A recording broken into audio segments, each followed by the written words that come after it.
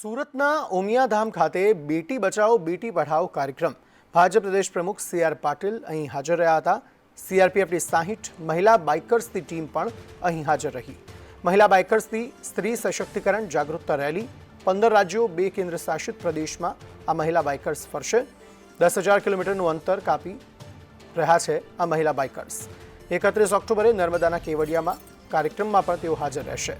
સી.આર. પાટીલનું સંબોધન અહીં જોવા મળ્યું, જ્યાં તેમણે કહ્યું પીએમ મોદી મહિલાઓને આગળ વધવા નવા નવા અવસર આપે છે।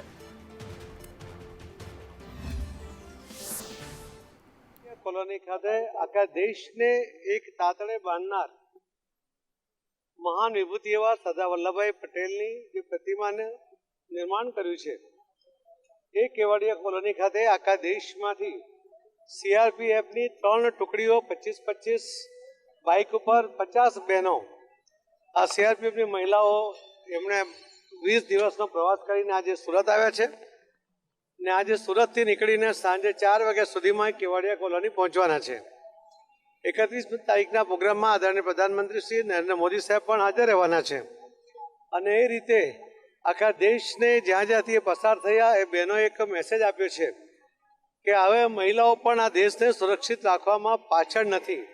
हमारे साथ मंच पर उपस्थित केंद्रीय शिक्षा मंत्री श्री धर्मेंद्र प्रधान जी, मेरे सहयोगी मंत्री श्री ऋषिकेश भाई पटेल, श्री प्रफुल्ल भाई पानसेरिया, राज्य सरकार के मुख्य सलाहकार Shri doctor Hasmukh bhai Hadia ji, University Grant Commission के अध्यक्ष Shri doctor Jagadish Kumar ji, All India Council for Technical Education के अध्यक्ष श्री टी.जी. सीतारमन जी, अग्र सचिव गुजरात के मुकेश कुमार जी, शिक्षण कमिश्नर श्री बंछानिधि पानी, नियामक श्री पी.बी. पंड्या जी, एमएस यूनिवर्सिटी के कुलपति श्री विजय कुमार श्रीवास्तव जी, यहाँ उपस्थित पश्चिम भारत के विश्वविद्यालय के कुलपतियां, विद्वान वक्ताओं, शिक्षाविदों, उपस्थित अधिकारीगण, प्रेस मीडिया के मित्रों, आप सभी को मेरा नमस्कार। वाइब्रेंट गुजरात समिट 2024 के प्री इवेंट के रूप में आयोजित western zone vice chancellor conference on national education policy में गांधी जी, सरदार पटेल और विश्व नेता प्रधानमंत्री श्री नरेंद्र भाई मोदी की इस धरती में आप सभी महानुभावों का स्वागत और अभिनंदन करता हूं। किसी भी राज्य का या राष्ट्र के विकास की पहली शर्त उसकी उत्तम शिक्षा व्यवस्था होती है। प्रधानमंत्री श्री नरेंद्र भाई मोदी जी भारत को ग्लोबल एजुकेशन हब बनाने के संकल्प के साथ आगे बढ़ रहे हैं। प्रधानमंत्री जी का मानना है कि जब हमारा देश आर्थिक विकास के साथ बौद्धिक विकास के में भी आगे रहे तभी सही मायने में भारत ग्लोबल एजुकेशन हब कहलाएगा। आपने देखा होगा कि पहले अक्सर अर्थव्यवस्था, रोजगार, इंफ्रास्ट्रक्चर जैसे विषयों पर ही अधिक चर्चाएं हुआ करती थी, लेकिन जब श्री नरेंद्र भाई देश के प्रधानमंत्री बने तब उन्होंने देश का ध्यान आर्थिक विकास के साथ साथ शैक्षणिक विकास पर भी आकर्षित किया। प्रधानमंत्री जी कहते हैं भारत को एक बार फिर आदर्श सभ्यता का केंद्र बनाने के लिए हमें अपनी शिक्षा व्यवस्था और शिक्षा नीति पर अधिक ध्यान देना होगा। इस उद्देश्य के लिए आदरणीय प्रधानमंत्री जी के नेतृत्व में नेशनल एजुकेशन पॉलिसी 2020 को लाया गया है।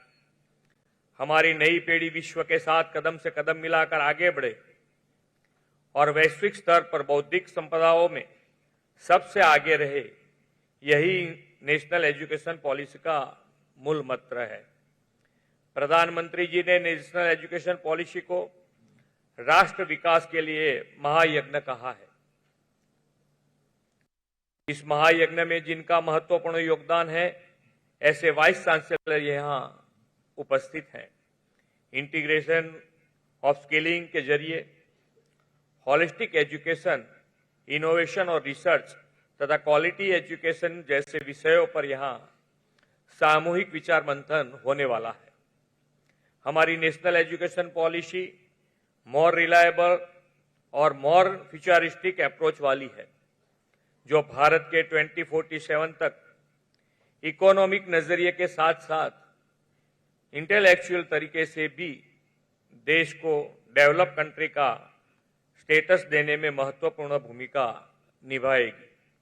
प्रधानमंत्री जी ने नेशनल एजुकेशन पॉलिसी से एजुकेशन सेक्टर में पैराडाइम शिफ्ट और समग्र देश के एजुकेशन इंफ्रास्ट्रक्चर को इंटीग्रेट करने का विजन दिया है। स्किल डेवलपमेंट से टेक्नोसेवी यूथ तैयार हो, इसके लिए अपने एजुकेशन इंस्टीट्यूट में मॉडर्न इंफ्रास्ट्रक्चर सुनिश्चित करना भी हम सभी का दायित्व है। विश्व की सबसे ऊंची प्रतिमा स्टैच्यू ऑफ यूनिटी के परिसर में नेशनल एजुकेशन पॉलिसी के इम्प्लीमेंटेशन के विचार मंथन के लिए हम सब एकत्रित हुए हैं। मेरा विश्वास है कि प्रधानमंत्री जी के मार्गदर्शन में इस पॉलिसी के इम्प्लीमेंटेशन से भारत शिक्षा क्षेत्र में भी विश्व में सबसे ऊंचे स्थान पर पहुंचेगा। माननीय प्रधानमंत्री श्री नरेंद्र भाई मोदी जी की अध्यक्षता में 2022 में वाराणसी में नेशनल एजुकेशन पॉलिसी पर अखिल भारतीय शिक्षा संगम का आयोजन किया गया था। उसी में इस पॉलिसी के इम्प्लीमेंटेशन और इंपॉर्टेंस को लेकर काफी विस्तृत चर्चा हुई थी। इसी के अगले भाग के रूप में आज east western zone vice chancellor conference का आयोजन किया गया है। हम सभी साथ मिलकर नेशनल एजुकेशन पॉलिसी को बेहतर व प्रभावी से इम्प्लीमेंट कर सकते हैं। मुझे यह बताते हुए खुशी हो रही है कि गुजरात देश के उन चुनिंदे राज्यों में से एक है जिसने नेशनल एजुकेशन पॉलिसी को सबसे पहले लागू किया था। इतना ही नहीं, हमने 10 सालों के लिए इस पॉलिसी के इम्प्लीमेंटेशन को लेकर रोड मैप भी तैयार कर लिया है।